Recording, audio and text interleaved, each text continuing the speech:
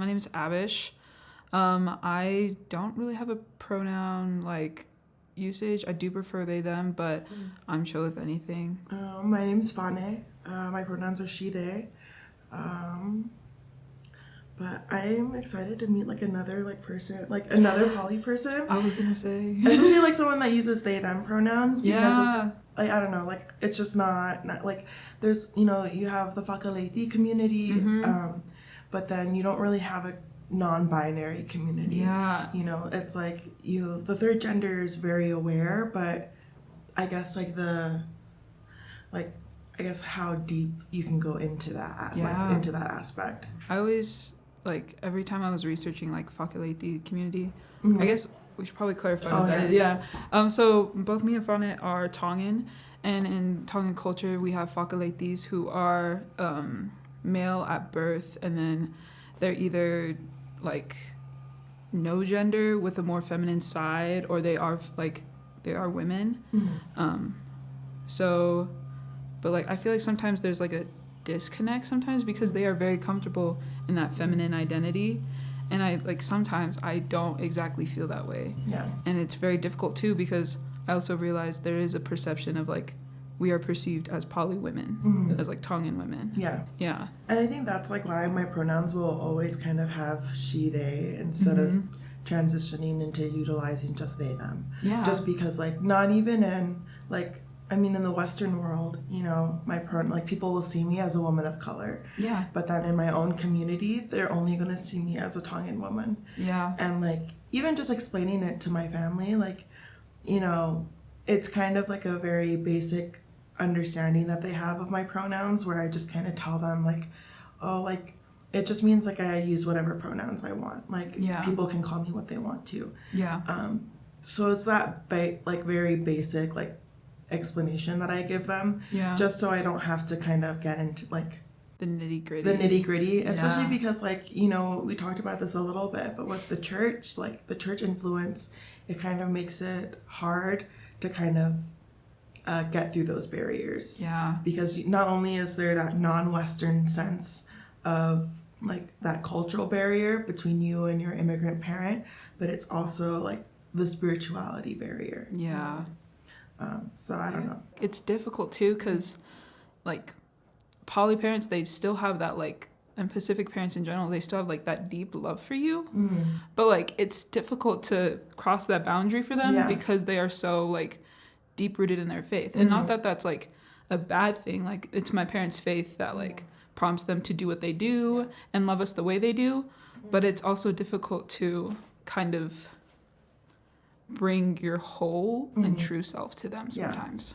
It's they can really I guess in regards to the spirituality, the spiritual barrier between you and a family member that's still in the church, it's that you said they love you and they're doing it how they love you is through that spiritual barrier. Yeah. And so it's pushing through that, they can't see how to love you outside of that barrier. Yeah, yeah. And it's it's really sad because it's you need them to be out there because you're not in that circle for them, but it's that if you kind of push it, I don't know if this is this for you, but for my family, it's I don't think they can see themselves outside of a spiritual sense. Yeah. And telling them to do that, it's it's just kind of blinding them essentially.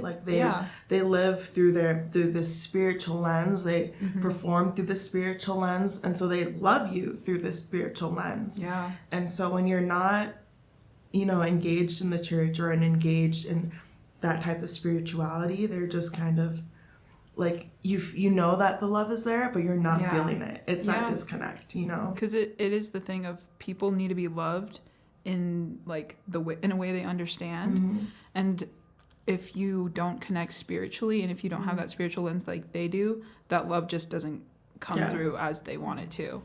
And it's hard because you don't want to lose them, or you don't want to lose that love. So sometimes I feel at least me personally, I deal with a lot of inner conflict of if I lose my faith, I lose the the love that I have.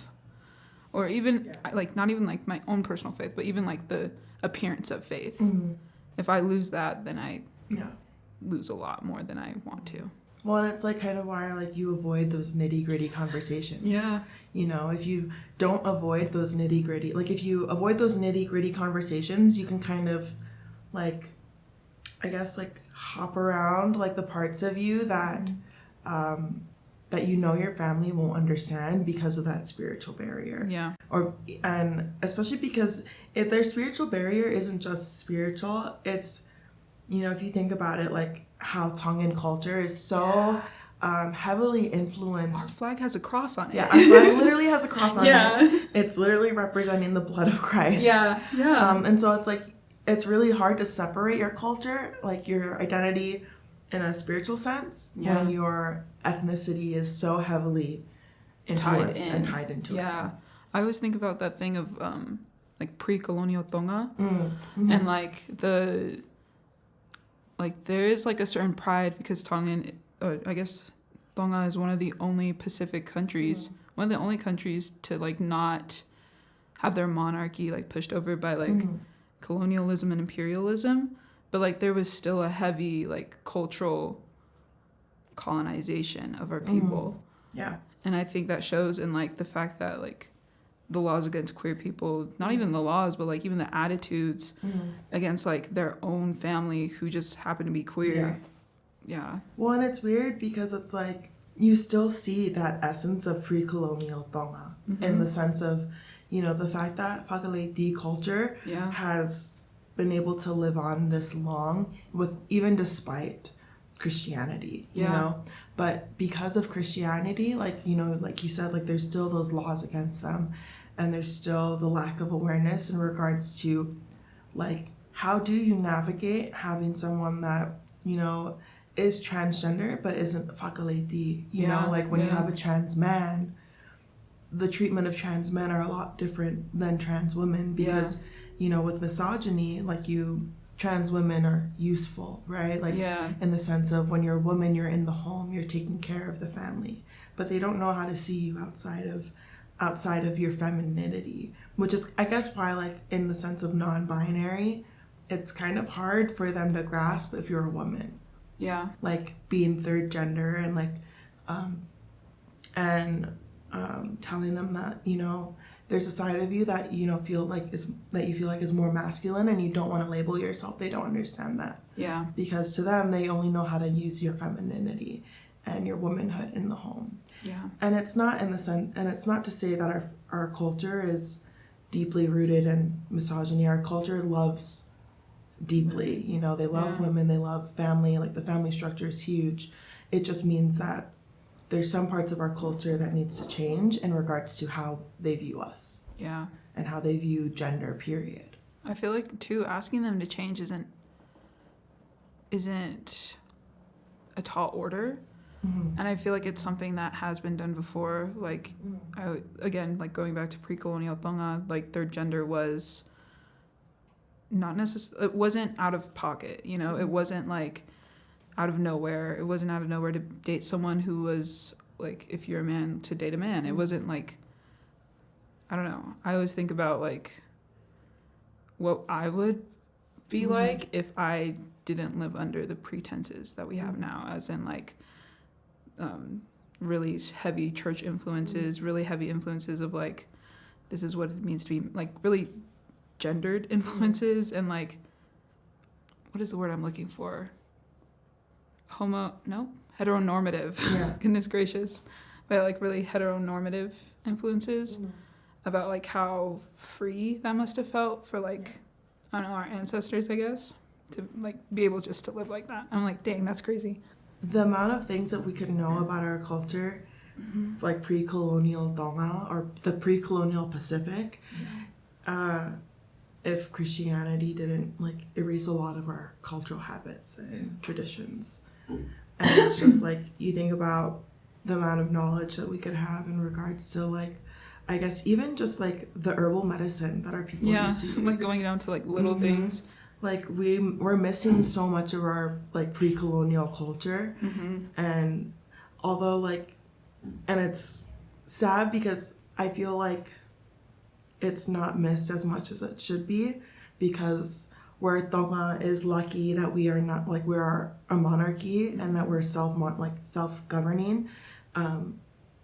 We're able to say we have, you know, culture, we have traditions, but what about our pre-colonial traditions? What about our pre-colonial culture? The things that weren't passed down. Like, there's a lot of knowledge there that we're missing, and I think that it all relates heavily, you know, into, like, the little things relate to our queer identities, you know, like, I mean, if we can't even know how we healed ourselves before, like, how are we supposed to know how we identified before Christianity, if that makes sense? No, that does. And I feel like in the way that Christianity has been used against, like, I guess our people in the past, it's used in the same way today to, like, continue that, like, hurt and that, which is, like, really unfortunate, because it's like it took me stepping away from the church to realize, like, how beautiful all religions can be, including Christianity, which, like, was a lot, because, you know, it was the same tool that was used to, like, make me feel like, oh, I might not be normal and I might not fit in all the time. But I don't know, it was really unfortunate that, like, how much erasure it's been used to wield.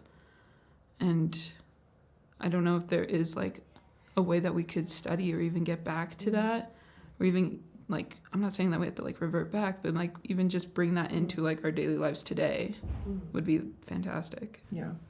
And I think it's just, like, the more avenues you have to connect with your culture, the better. Yeah. Because right now, like we said, like, pretty much if you're not in the church, there's not really many avenues for you to celebrate or just, like, embrace your culture. Yeah. You know, like, I mean, I think about it now, like, as an adult, when you're away from home and if you don't go to church, you're missing out on all of the faivas, like the baptisms, the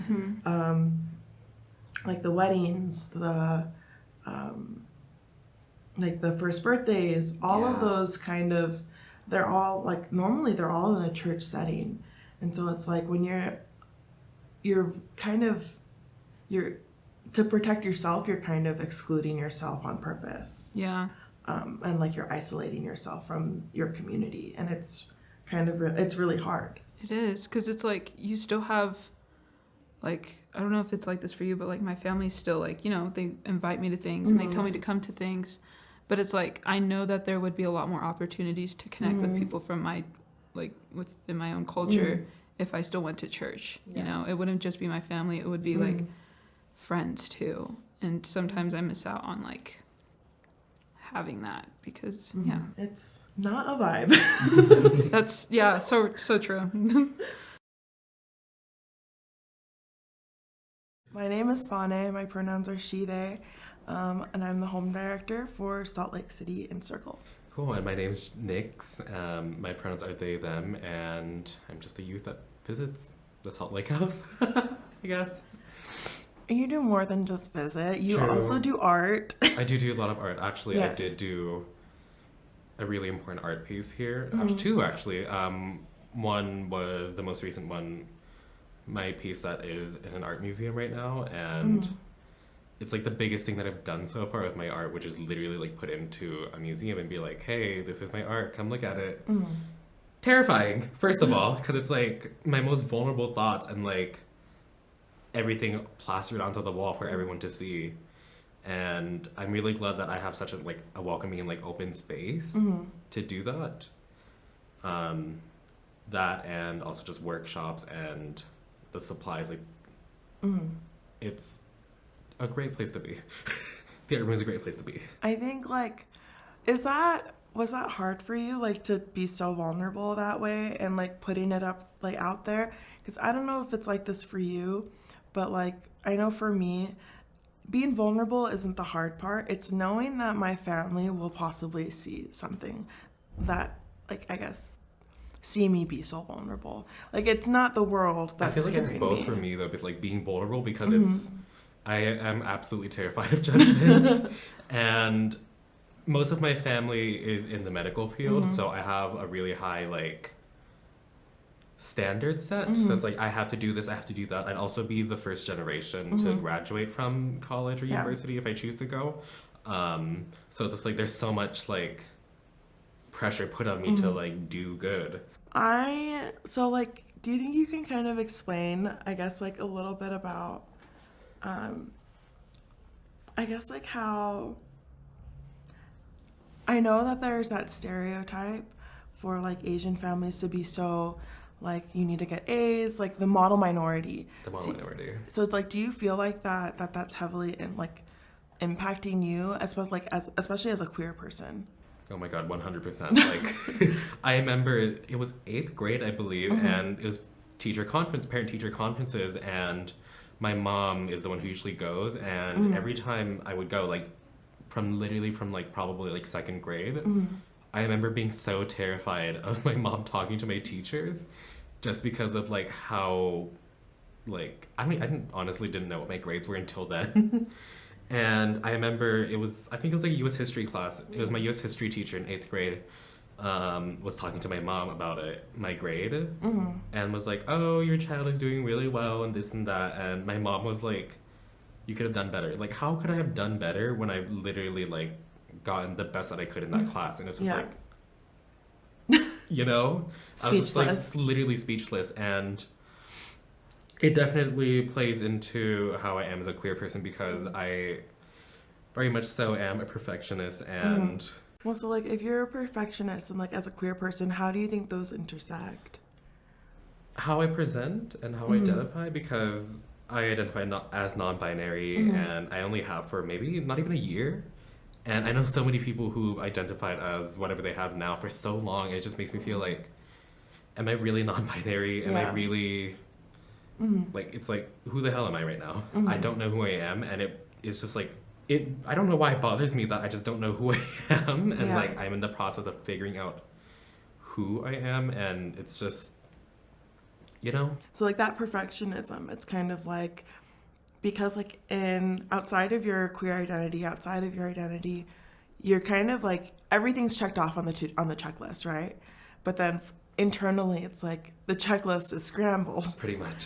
And I guess like where I don't have that stereotype of model minority in regards to Polynesians, like that's not a stereotype for us, but it's like, so that's why I'm asking about, like, I guess how that affects your queer identity. And so that's interesting that you say that, like, because you're a perfectionist and because of like how that model minority influences that perfectionism, you feel like you have to figure it out right away. I feel like I have to have like a set identity, even though like I'm 100% aware that like gender is like fluid, and I don't have to be labeled.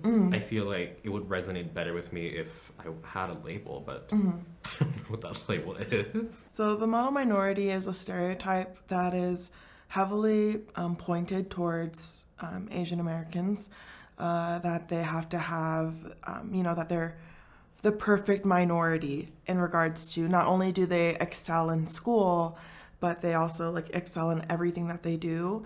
Extracurriculars. And life. And if you don't hold up to your family or your parents' standards, then it's just like, oh, you're useless. You can't do any of this. You're just like, it's so much pressure. And I feel like a really good example of model minority is like, it's very, very prominent in American culture as well, like pop culture. Like, I can't think of a TV show or anything like that right now, but like, I don't know, like, let's just picture like some really generic TV show, and there's an Asian character, and usually 9 times out of 10, that Asian character is depicted as like the perfect child, and like they hold themselves to such a high standard. And I guess like the half of it would kind of be a good example. Are you familiar with that movie?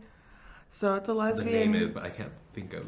It's a lesbian YA movie that's on Netflix, and the character is just, they have straight A's, they are extremely smart and bright, and the model minority is also kind of, the stereotype is also like their persona in regards to like they avoid conflict too, in regards to like they're not going to be what's a word that I hate using, but they're not going to be ghetto, is the model minority kind of, I guess, in a nutshell. Sure, that reminds me of another movie that I recently just saw, Everything Everywhere All at Once. The main plot of it is basically the character, forgot her name already, but she is a lesbian and she's Cantonese, I believe, and openly dates her girlfriend. And I think this is set like now, I honestly don't know, but I feel like how I interpret that movie and like the whole plot of it is that you can't ever like be perfect to your parents, even though you try your best and like literally bend over backwards to do everything, especially as a queer person. They kind of don't roll with that. Yeah. Let's just say they don't roll with it. And I remember growing up, my mom would always like watch these like almost like tabloids, but they're like TV shows and they're in Thai, and they talk about all these actors and like celebrities back home in like Asia, and they're like, my mom would always be like, oh, you shouldn't be like them, like you shouldn't be like these guys kissing, like, and I just never saw anything wrong with this. It was just like, why was she saying those things? And I'm glad that it didn't get to me. Yeah. I think it's funny how like when we talk about, I guess, AAPI identity, especially in queer identity, it's kind of hard not to talk about your family and like your parents, because like you literally do everything to appease them. Like it's the cultures, like there's so many differences between Asian Americans and Pacific Islanders, but I think one thing that definitely they have in common is the parental expectations. Yep. So heavy and so draining, and it's not like they do it on purpose, you know. It's because they didn't have the chance to do the things that they had wanted to do immigrating here or like whatever, and they want us to succeed. Yeah. Like the main reason they came here is for us to succeed, and this brings me back to a math teacher that I had freshman year last year. God. Yeah. He was Vietnamese, and I wasn't doing the best last year, like mentally or like academically as well. And he made me stay after class because this was my math class last year was the last class of the day. And he was like, hey, can you stay for a second? And he like talked to me about it and about how like my parents moved here so I could have like a better life, a better future, and a better chance and everything. But it's like, I feel like he didn't have the authority to like speak, I guess. Yeah. I don't know. I just felt like it was just very unexpected from a teacher to but it say was that like, to me. Do you think it was because he thought, oh, this is one Asian kid that I can talk to, like about, like, and let them know, like, hey, like. Yeah, because I was the only Asian kid in the class, and he just felt like it was his need to tell me that as the only Asian person in that class. Yeah. And I guess I understand why he told me that, because it was like, he really did want me to succeed, and I definitely am really appreciative that he thought of me that way and that he was worried about me, but the way that he presented it was just like, okay. Yeah. That's so awkward. It was really awkward. I hate that for you. Like the unsolicited advice from elders in our community. Oh my God. Because they just like, they don't even know you. Like they just see, ooh, another brown person, or ooh, another Asian kid. Like let me go and tell them like I'm their parent and remind them that their parent would be disappointed. And it's like, A, that's hurtful. And B, it's even more hurtful because like this random person thinks they have some type of authority. Authority. But it's like, I think that also kind of goes into like how our communities also intersect, is like representation, right? Like if like saving face, the elders, they're like, oh, like that's another person that's like in my community. I need to pull them aside so they can save face for us, you know? That, or like whenever you go to the store, like I don't know, like Costco or something, you see another Asian person, you're just like, don't do anything stupid in front of them. Just like you have to like be like, yeah. I'm the perfect child. And I think it's kind of hard, like having to navigate, I guess, being a person of color and interacting with the elders in your community, because it's like the elders in your community, they came before you, right? They pioneered a lot of different things, like here in the States for you, even like on a small scale, you know, even. But it's like when they see you, like I don't know what it is, but it's like they want you to, it's like they see you as an extension of themselves. And so that's kind of hard to navigate when you are being literally, like, when people are projecting things onto you just because you're the same race. And so it's hard when, like, you're not only dealing with the outside communities, Western society, but within your own culture, like, when you guys are navigating that Western society together, they're also kind of, like, holding on to you to kind of keep you as, like, to keep you in, but it's also like, I want to be kept in my community, but I also don't need to be handheld this way. It's like individuality isn't necessarily welcomed, because I don't know if that's how you feel, but I kind of see that in our own Pacific Islander community. I feel like the extension part kind of like, I see that kind of like extension, like how you, like, elders see you as like the extension of themselves, as like academically, like, I don't know, like, let's say like my aunt who never got to do the things she wanted to, and she was like, oh, you should go to school and do like, I don't know, nursing or something like that, as opposed to what I want to do, which is like artsy fartsy design stuff. Yeah.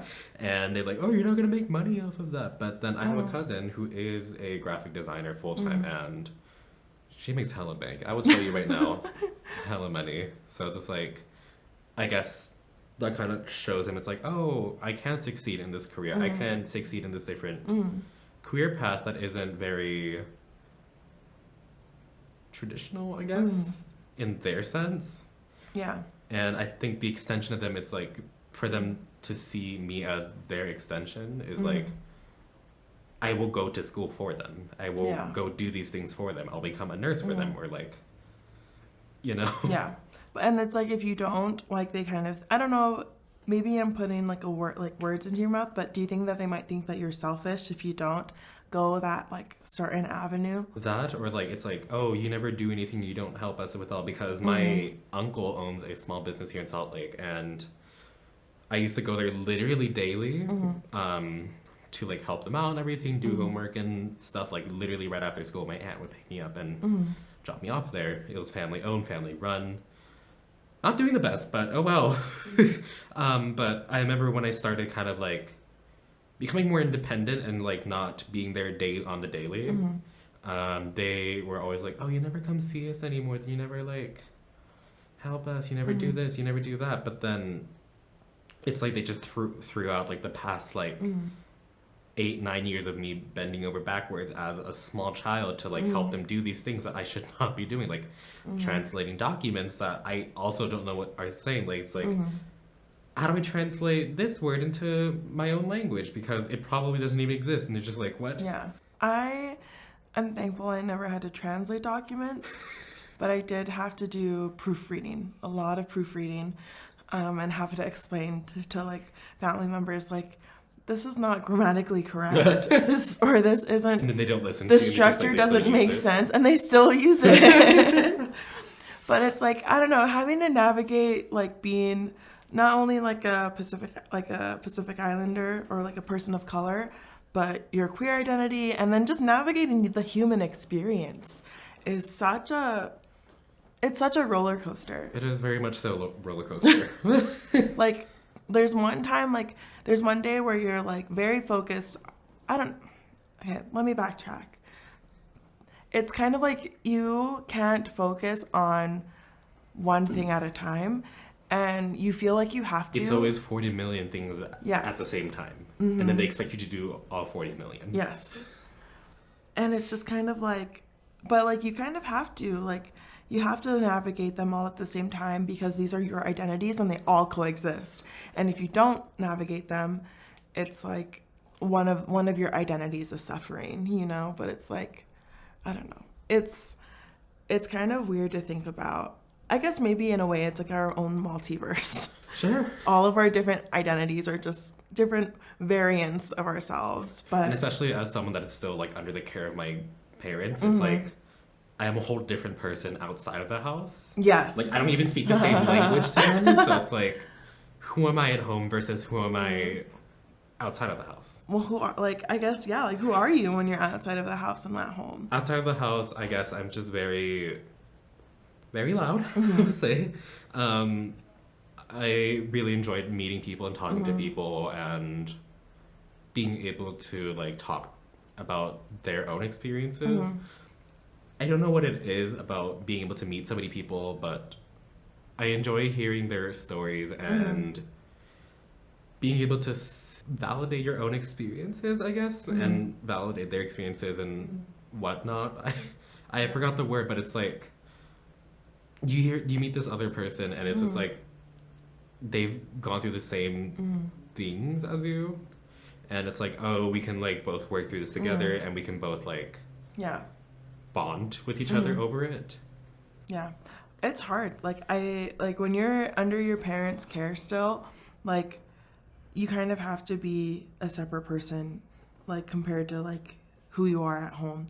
Especially because, like you said, like getting that validation and also being able to validate another person's story, it doesn't necessarily happen at home.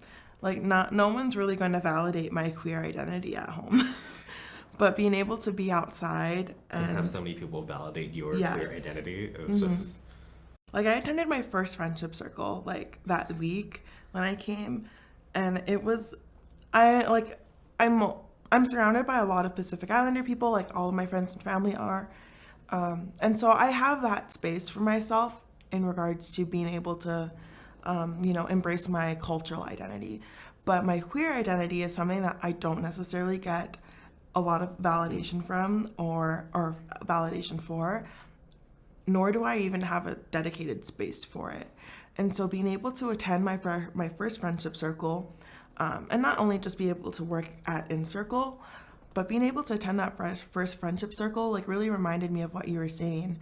You know, there's so much power in validating other people's stories and also getting validation from others in a way that's structured and healthy and not boundary provoking, you know? And I don't think that's something that a lot of us, like young adults or youth, necessarily get in our homes, regardless if we're like Asian American or Pacific Islander. Yeah, honestly, for me, I feel like it's the opposite. Like, my queer identity is very validated, like even outside of In Circle, because most of my friends are queer. But I probably have like 1-2 Asian friends, and even then, I probably have like no Laotian friends that I'm close to. So it's just like I feel like I'm very whitewashed, and I wish I was closer to my own culture and language. And it's hard because the Laotian community here is extremely small. Yeah. We all know each other, and it's like, oh, this person is this person's grandmother, and that person sells this at the temple. It's all like we know each other, and then like we see each other out in public. It's just like a lot of them are very self-centered, I want to say. Because I mean, I guess it's like they like to show off the things that they have, and it's like, yeah, go girl, go show off the things that you've worked for and that you've earned. And I don't know, it just gets very annoying because it's like all up in your face. Yeah. I hate that you said that you feel like you're whitewashed. I'm just gonna say that because like I hate it too. It's so hard to be able to find resources because it's like, if there are resources, they're in Lao, and I can't read Lao. Yeah. I can speak it though, and I can understand it like when someone speaks it, but I can't read it for the life of me. I wish there were easier resources. I wish it was more accessible, and I wish the culture was more accessible as well. But then like, so many of our elders are dying off, and the culture isn't being passed on. So we're losing so many different traditions, and I wish to include them later in the future when I'm older, and if I even have my own kids, who knows, to be honest. But if I do, I want to pass along those traditions because I don't want them to die out, because our language is slowly dying, and kind of makes me sad because I think it's a really fun language. that, like, I don't know, that breaks my heart because it's like, I feel the same in regards to like, I was talking, when we were talking about it with Abish, it was like, you know, a lot of our resources, there's a lot of erasure. And I'm not too sure about Laotian erasure. I'm sure there has been, but I know within like the Pacific Islander community, so many of our languages are dying off, and like, we're such a small percentage of the world, right?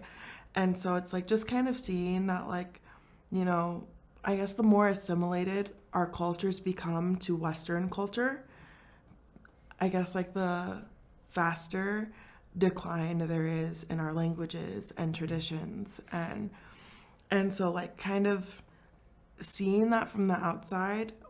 It's like the more you fit in with Western culture, the less you fit in with your own culture. Yeah. But even then, like when you're in Western culture, it's like there's a lot of things that are different, you know, that you don't know how to navigate or necessarily even know how to just talk about. Like, I mean, I guess like in Western culture, it's a lot easier to find those resources though. So they're quite literally everywhere. But the inaccessibility there is to your own culture's like resources is just sad. And then kind of what you're talking about, like sometimes your own community isn't the best people to be around sometimes, you know?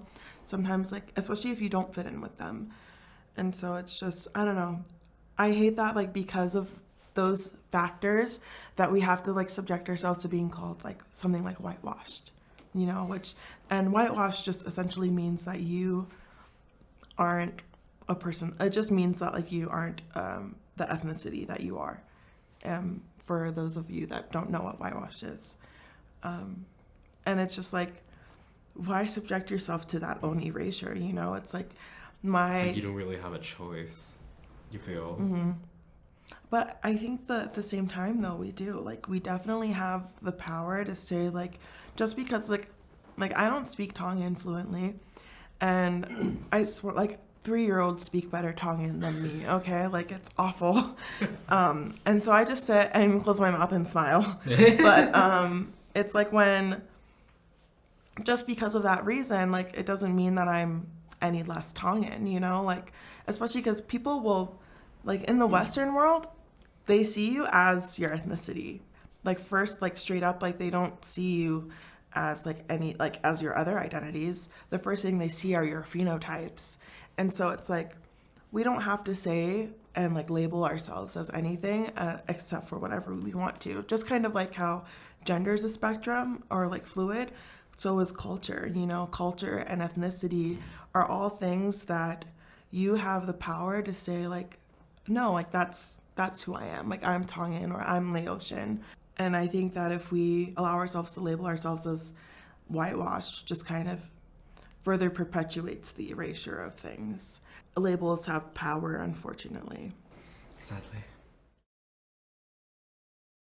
I didn't even come out to myself until like freshman year of college. And then I didn't come out to anyone until like sophomore year of college. Wow. I'm in my junior year right now. But I think there was always like home stuff, mental health stuff that kind of kept me from kind of exploring that. And then it was also heavily drenched and like heavily like in the trenches of the church as well. So like there was a lot that prevented me from coming out to even myself, like when I was your age. And I'm still figuring it out. Like I think I came out as like non-binary this year. Yeah. It's been, like, everything is pretty new. It was last July for me. Yeah. So I feel like I changed my name literally 3 months ago. We're all new to this. Yeah, we're all new to this. And, like, I don't know. I didn't even, like, do a name change. And so I'm, like, part of me was, like, am I? Actually, if I... That's how I felt because I came out as a gay man, or I guess child, at the age of 12. Yeah. Like, I realized I was gay and I was like, yo... And I was like, and the friends that I had at that time were already pretty supportive. Mm-hmm. And I was like, hey, I like guys. And they were like, okay, cool. Who's a lucky guy? Yeah. And so I was like, oh, this person. And I didn't realize until I was Probably last year, yeah, sure. In the past 2 years with quarantine, it was like, am I really a guy? Yeah, it's just like the general like consensus of like, actually, I don't exactly feel this way. Yeah, and so I was like, yo, I'm non-binary, and that was Yeah. last July, and the name that I used before this, which is literally plastered all over in circles like media, which I'm not mad about, because I feel like it shows growth and like development as a person. Yeah. I guess. Yeah. And it was like that name didn't fit me, Yeah. and every time like I was called that name or like used that name for myself, I was like, is this really me? Yeah. And here I am now as Nyx, Yeah. and my ex. No, I love that. I roll with it. I feel like there's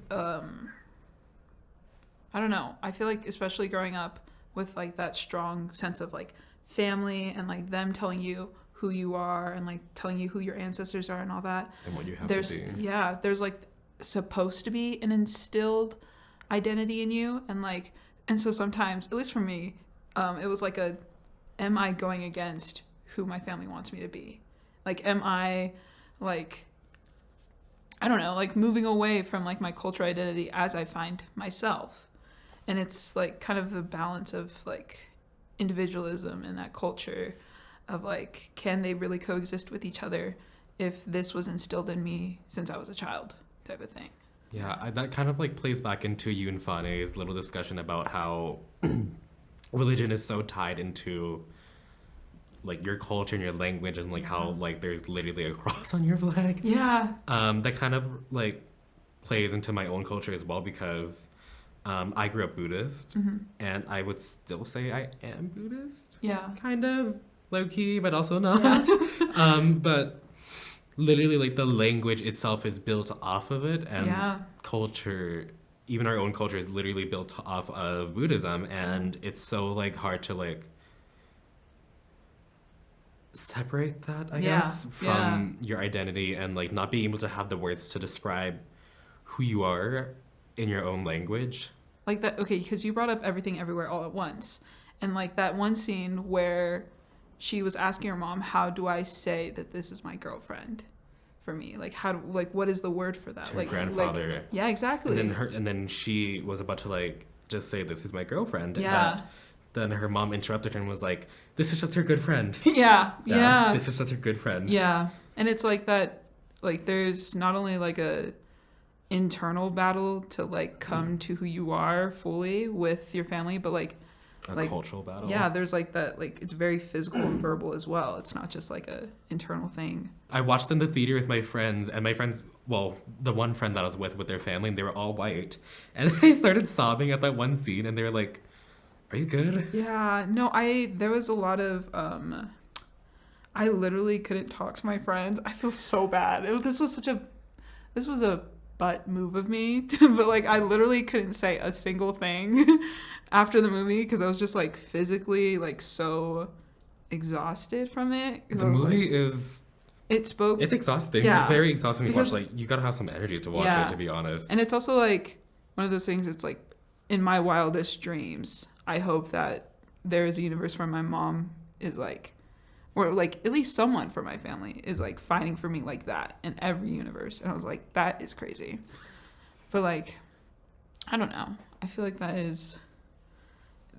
like you were saying before, that movie spoke to a very specific demographic of like queer people. And then like, especially for queer people of color. And even then, like you're Asian as well. So it's like, dang, just triple threat. Yeah. The dad made me cry multiple scenes. Me too. Like, how do you feel like your identity reflects in your art? I feel like my identity reflects my art because perfectionism, it plays a huge part in my art because, I don't know, to describe my art into words, it's very Bauhaus. And Bauhaus is just like this really pretentious art school in like the 20s, the 30s, something like that, maybe 40s. I don't know, art history is all a blur to me. But there was an artist that came out of that school. His name was Piet Mondrian, and he was a Dutch artist who worked off of this other dude's like way of how he saw art, which was like, it was just like pure color and form. And this one piece that I recently did for the art museum, actually, the Utah Museum of Contemporary Art, they did this workshop called Out Loud, and it was a 12-week workshop series where queer high school students all around Utah are able to apply, and there are 14 of us who came together and learned all these new things in these workshops and made art. And my one piece there, see, it's just this big, well, it's displayed on this big black like thing of wood, but the actual work itself is this little board, and it's painted white, and then there's a red, blue, and yellow square, and then the biggest one is a gray, like kind of like almost like the walls in this room.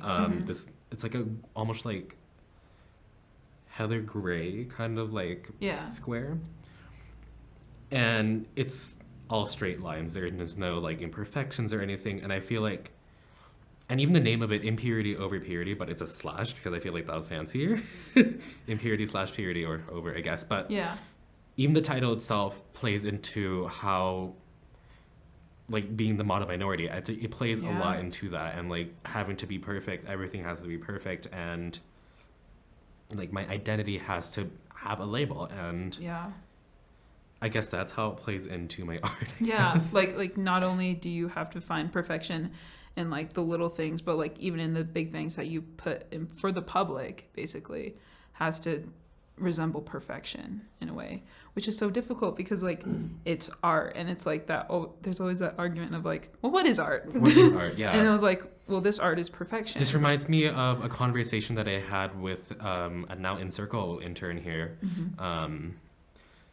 She talked about how she could also literally just make the same thing that I made, but how is it so, why is it so like important that I did it? And why is it so good, and why is it so like different from how she could do? Because it's just 4 squares on a piece of wood, right? And she could totally paint that, like masking tape and paint. That's it. We're done. But like I think I like going along with like art history, like that's what makes certain art pieces so important is the people behind it, and the ideas behind it, and the movements, and the, like what it represents, and it's something that's so intangible. Like we can't exactly like put our finger on it. We can't exactly grasp it. So that's why it's so important, because it's those things that we can't grasp, and it's those things that we can't see that kind of pushes us to ask like those big questions of like, oh, well, who am I? And then what is this? Like, let's examine it and break it down as to why this is so important, type of thing. And I feel like art is supposed to do that. Art is supposed to like, it can like look pretty and invite you into a home or make a space look bigger. But like at the end of the day, but then there's a whole story behind it. Yeah, at the end of the day, like there's always been art that pushes ideas and ideals that makes people question the bigger things. And I don't know if that's what your art does. Even if it's just like 4 squares on a piece of wood, then it did what it's supposed to do. It speaks a lot to me, and it's formalism. Where as opposed to looking at what the painting is, you look at what the painting invokes in you, and why is this here, why is this there, and like why is it composed in this way, and how do these like compositions play with each other in your mind and create harmony and like rhythm, I guess. That's formalism, and I think a lot of my art is very formalist, I guess, and I feel like that's just my excuse of like, oh, I hate drawing figures and like actual landscapes. And I guess it's my own thing. It's my style. And I feel like too, like, I mean, I guess this is going back to like model minority myth and everything. Like, how, because I know Fauna asked you a lot about this, with like specifically exploring art. Like, I feel like it's always been welcomed for like white people to explore the arts and explore and like basically be like pioneers of artist movements. And so like when it comes to like that, like how do you feel about that? Because I know there's not exactly a ton. I guess there are a good amount of like Asian artists, but again, like that's like looking at Asia as a whole and not like specifically like from Laos type of thing. Do you ever feel like there's a pressure on you to perform, not only because like for your family, but because of like as a person of color, you're always kind of the face of your people type of thing.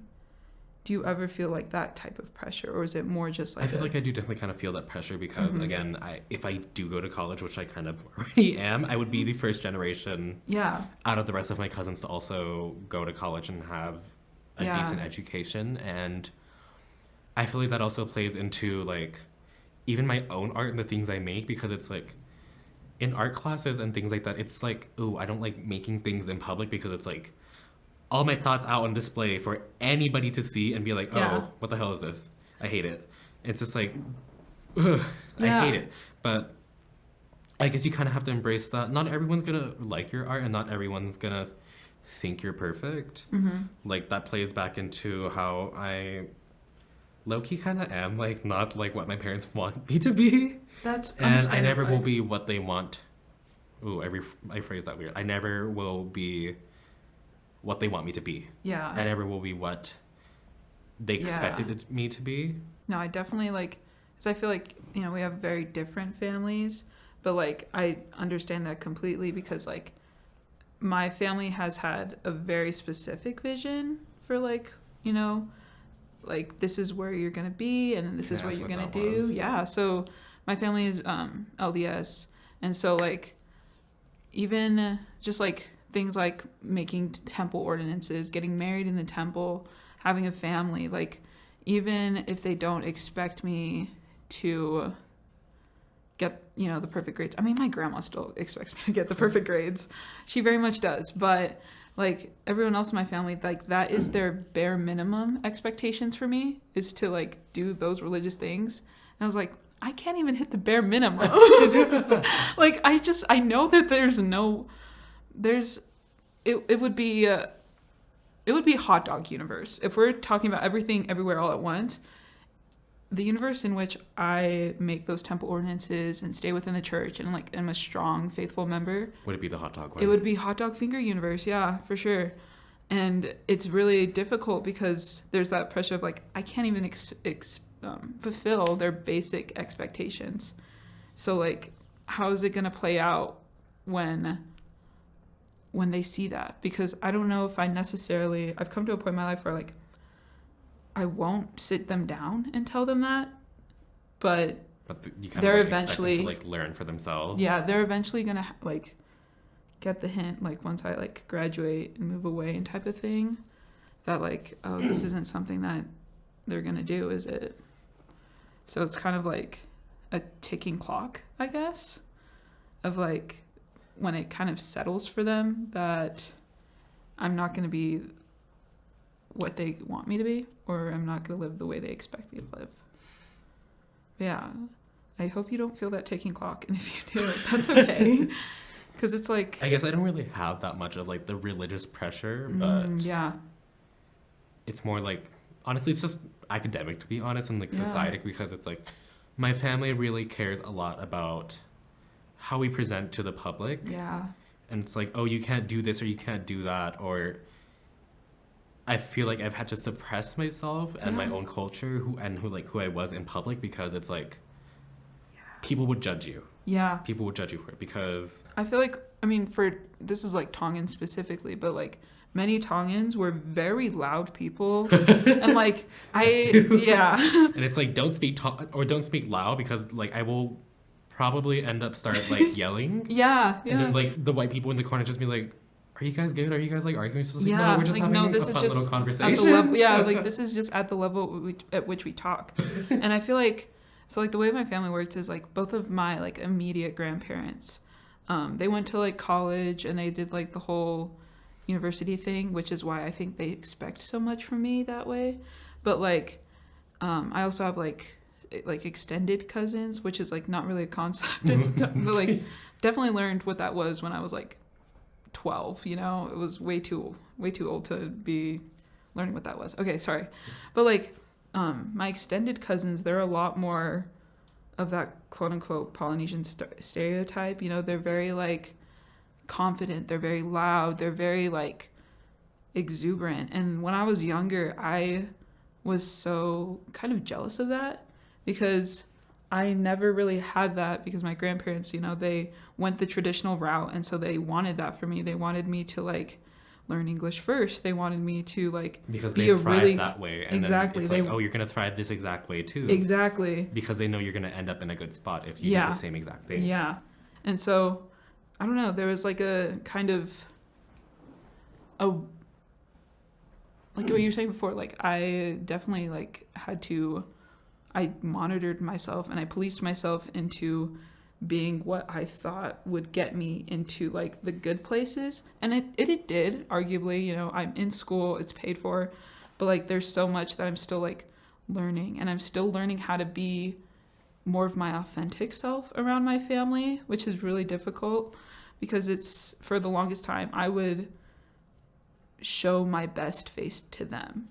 Like I was okay being a little bit louder with friends, and I was okay being a little bit more extroverted with friends, but it was always when I came back to my family that I was like, I need to be this, and hone this. yourself in. Yeah, like yeah, exactly. Like kind of like monitor myself to the point of like, oh, that's actually not who I am.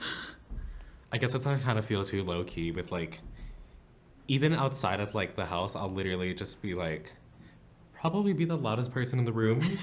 And it's just like, Nix, please shut the hell up. It's just like, my bad. Like I don't even notice it, which is a thing. Yeah. And it's just like, this is just normal. Yeah. And it's really embarrassing because like sometimes I'll be on the bus home or something, and like my dad will be like, where the hell are you? And like, first of all, his phone sucks, so he can't hear me. Yeah. And we so already talk super loud, so it's just like ×5, and everyone's just like, who? Yeah. He's like, you are sticking out more than you should. Yeah. I feel like that's something, like, maybe that's also why I monitored myself so much. Is because you stuck out so much. You didn't want to stick out more. Exactly. Like, looks, height, stature, like, already, without me saying a word, I'm sticking out, you know? And so, but then once I open my mouth, then we're done. Then we're done. Then it's like, oh, yeah, there's no ignoring Abish because they're right there and I can't, like, they see me. Yeah. But yeah, it's like, and it's so, I don't know. I think that was another thing where I got jealous of like my like white friends because I was like, you have that luxury. Too, yeah. My parents really, oh my God, what was the word? I just had it. Kind of like sheltered me. They definitely did shelter me a lot because I am the only child. Oh, yeah, yeah. And so they're like, oh, this is our only chance. Mm-hmm.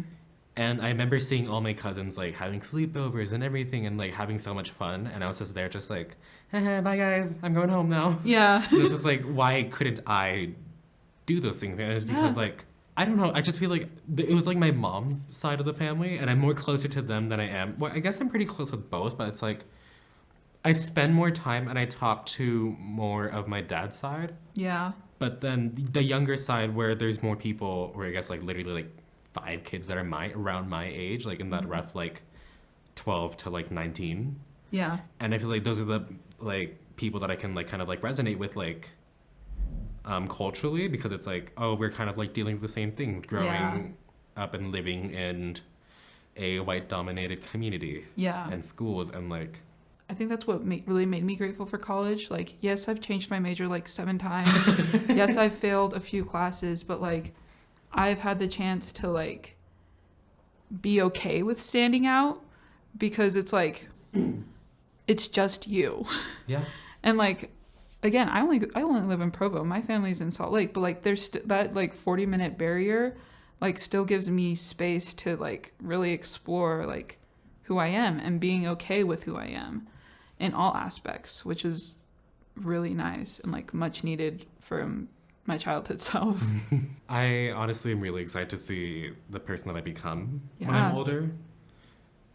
I'm also just excited to be able to not have the restrictions that I have now, which is like, I guess, my parents and my family. Yeah. Because it's like, once I'm 18, it's like, I can be who I want and not, like, I feel like I'm gonna be like, so like, #edgy emo, and be like, oh, I'm not gonna like have to worry about the consequences, but like, I guess that's what it is. It's like not having to face the consequences of being my authentic self in front of my family, because I am such a different person in front of my family, like even my own like parents, and like extended family, I am a whole different person. And I feel like if I were to be who I am everywhere, like myself now and myself with my extended family and my parents and everything, I would get a lot of backlash from my family. Yeah. And they could do things now. They could like say things to me, they could do things to me now, and I would have to live with it. Yeah. But I feel like once I'm of legal age, I could, you know. Yeah. Like it is very much like that for me. Like, you know, sometimes like they'll see like, oh, a new tattoo or new piercing, and then, you know, they'll have thoughts and comments, but like at the end of the day, I like go home to my own little bed, and like, I don't know, there's space and time for me to process like, oh yeah, I stand by this tattoo, or I stand by this thing that I want to do, and I stand by my identity.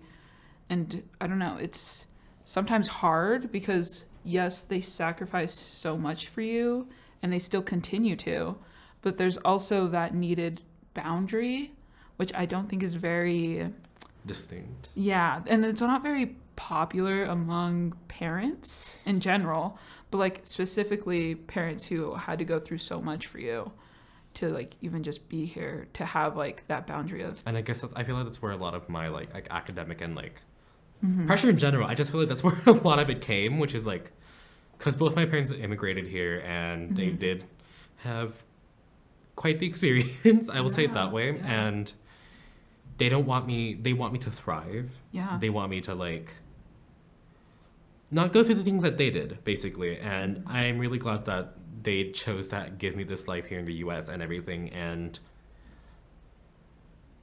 I guess the way that they like channel it to me is a little like it's a little counterintuitive. Yeah. But it makes sense because they see it as like their one shot of like to do it right. Yeah. Which is, and I think the thing is too, like no matter who the parent is, they will always have an idea of what they want for their child.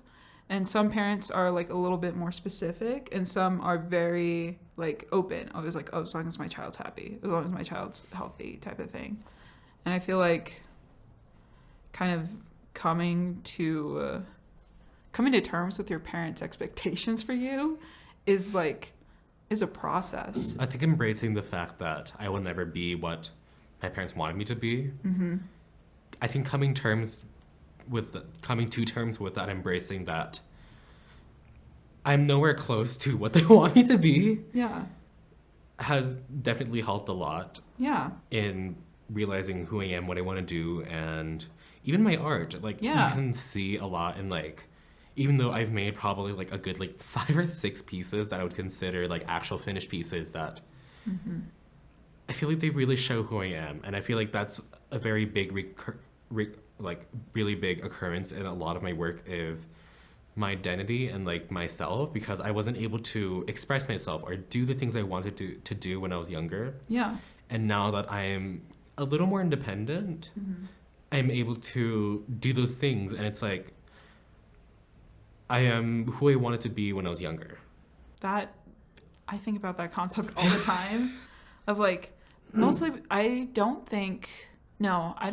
know for sure younger me would be rolling in their grave if they saw who I am now, because again, younger me would have been terrified of me. Yeah, exactly. Younger me would have been so scared of me right now. They would not have looked my way. But like, it's coming to terms with like, well, younger me also was trying to live up to everyone's expectations. Younger me also like held this belief. I also honestly feel like I should not have had to gone through so much of that academic stress at the age of freaking 9. Yeah. First of all. Yeah. I don't know. I guess it's not like what Fauna was saying earlier, there's not really a stereotype for like, oh, Tongans are really good in school, or Polynesians in general. We are very much one of those minorities who get casted under your physical ability will determine your value and what you can bring to society. So like, you know, people typically think of like, oh, football players, volleyball players, those are the only 2 sports you can play apparently. Or like, and if it's not sports, then it's like, oh, you're probably not doing too well in school type of thing. Or even just how you appear too. Yeah, exactly. So like, there was never really like I guess there's no real pressure besides from my grandparents to do well in school. But there was more of like, when I did do well in school, it was more like people were surprised. And I was just like, well, good to know that. And even then, when you were doing good in school, they were just like, they didn't have anything to say. Yeah. Even though they expected that from you. And then when you meet that expectation, they're just like, oh, okay. Yeah. No, Cool. it was like, well, you did what you're supposed to do. And I was like, okay, but I did really good. Yeah. Like, yeah, that's what you're supposed to do. But yeah, like, I think it's funny because, like, I'm not physically the most talented. So, like, again, I don't fit into, like, that Polynesian Pacific Island, like, trope of you're That's gonna, kinda like, you know. I'm not the smartest, like, academically. Like, Yeah. I'm kind of just, like, I'm not the best. Like, So it's math, like- I could live without it. Yeah, so it's very hard, like, not only are you not living up to, like, expectations of your parents or, like, Western society. But maybe even to yourself. Yeah, like, because at first when I was younger, I was like, oh, I have to do this and I have to be good at this. So it's like, as those changed, I was more able to come to accept myself because I was like, yeah, you're not the most physically talented, but your brain is working. It's working hard. And so it was like coming to terms with like, oh, I'm not going to really fulfill anyone's expectations, so I might as well make my own. And the good thing about making your own expectations is that you can change them. Yeah. So you fit them occasionally. It was super fun to chat with you and Fane, and to hear you and Fane also talk about, like, resonating and, like, validating each other's own experiences. It was so needed to talk to her, but yeah. It was super fun to see. Yeah, thanks.